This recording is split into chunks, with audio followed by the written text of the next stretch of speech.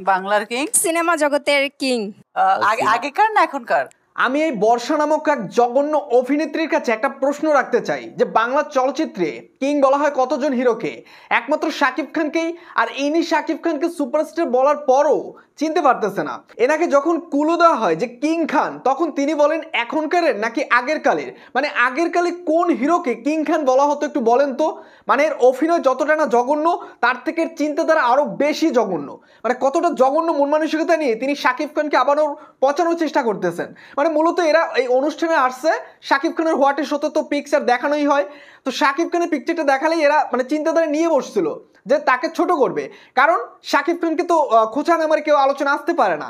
তারাও চাইছিল শাকিব খানকে আবারও খোঁচা মেরে আলোচনা আসতে।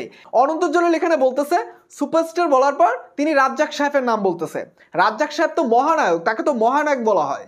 সুপারস্টার তো শাকিব খানকেই বলা হয়। এখানে অনন্ত জলিল শাকিব খানকে পচানোর চেষ্টা করছে। দেখেন এখানে যখন বলা হয় যে বাংলার কিং, তখন বর্ষা বলে বাংলার কিং, মানে তিনি বুঝতেই পারতেছে না বাংলার কিং মানে তিনি বোঝাতে চাচ্ছেন বাংলার কিং তো তার হাজবেন্ড, কারণ শাকিব খানের সাথে তিনি বরাবরই তার হাজবেন্ডকে তুলনা করেন। মানে এটা দর্শকদের কাছে হাস্যকর ছাড়া কিছুই না। তো তিনি যখন সুপারস্টার বলছে তখন তিনি নামটা মুখে নিতে চায় না, অথচ মনে ঠিকই চলে আসছে যে বাংলার কিং সুপারস্টার বলতে তো আমরা একজনকেই বুঝি।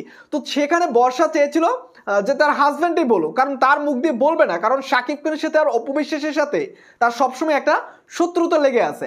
অপবিশ্বাসকে তিনি সবসময় শত্রুতা করেন বুবলির পক্ষ হয়ে, আর শাকিব খানকে নিয়ে বিরোধিতা করেন, কারণ তিনি শাকিব খানের চাইতে তার হাজবেন্ডকে বড় একজন হিরো মনে করেন, সুপারস্টার মনে করেন। তাই তো এই অনুষ্ঠানের মাঝে তিনি শাকিব খানের নামটা মুখেই নেননি।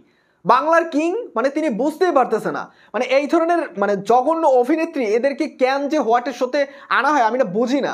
অনন্ত জলিল একজন সহজ সরল মানুষ, তার সরল উক্তিগুলো দেখলে আমরা বুঝতে পারি, কিন্তু এই ইন্টারভিউর মাঝে কেন তিনি এমনটা করলেন আমি বুঝতে পারতেছি না। হয়তোবা তার বউয়ের চাপে পড়ে হয়তোবা এই কাজটা করেছেন। দেখেন বর্ষা যখন শাকিব খানকে যখন কিং খান বলা হয়, বর্ষার এক্সপ্রেশন দেখলেই বোঝা যায় শাকিব খানকে ছোট করার জন্য, পচানোর জন্য, মানে তিনি চিনেও না চেনার ভান করছেন। তো ভাই ব্রাদার, এই যে বর্ষা যে হোয়াটের সাথে যে শাকিব খানকে নিয়ে যে কাণ্ডটা করলেন, আসলে এই বিষয়ে আসলে আপনাদের কি বলার আছে? অবশ্যই আপনার মূল্যবান মতামতটি কমেন্ট বক্সে জানিয়ে দেবেন। এবং আমার চ্যানেলটিতে নতুন হয়ে থাকলে নিত্য নতুন আপডেটগুলো সবার আগে পাওয়ার জন্য চ্যানেলটি সাবস্ক্রাইব করে রাখবেন।